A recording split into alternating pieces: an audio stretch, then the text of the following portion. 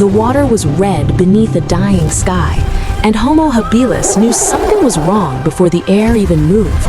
The savannah was too quiet. No insects, no wind, just silence pressing against his ears.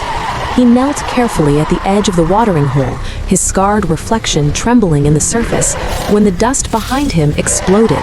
A giant prehistoric hyena burst from the shadows, its massive jaws snapping inches from his throat. He fell backward, heart hammering violently, staring into eyes that were not wild, but calculating. This predator wasn't charging blindly, it was studying him. He scrambled away, dragging his wounded leg, clutching a crude stone blade with shaking fingers. Around him lay scattered bones, claw-marked trees, smoke drifting across the plains like a warning. In the distance, a massive rhino ancestor lifted its head in alarm before bolting into the haze. Night fell fast, swallowing the land in cold darkness. He hid inside a hollow tree as moonlight revealed two glowing eyes circling slowly.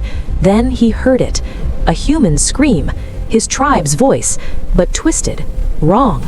The hyena was mimicking fear. It understood panic. It understood him. At dawn, he ran into a narrow gorge, cliffs rising high on both sides, his footsteps echoing like a death signal.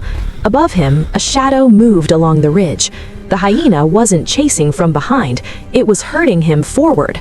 Smoke thickened as fire spread across dry grassland, trapping him between flame and predator. He lunged with his spear when the beast stepped into view, but it moved before he struck, anticipating his attack. It had learned his rhythm. The gorge ended suddenly at a cliff overlooking a raging river. Behind him, slow, deliberate footsteps approached through the smoke. There was no safe path left. Blood ran down his leg. His breath shook.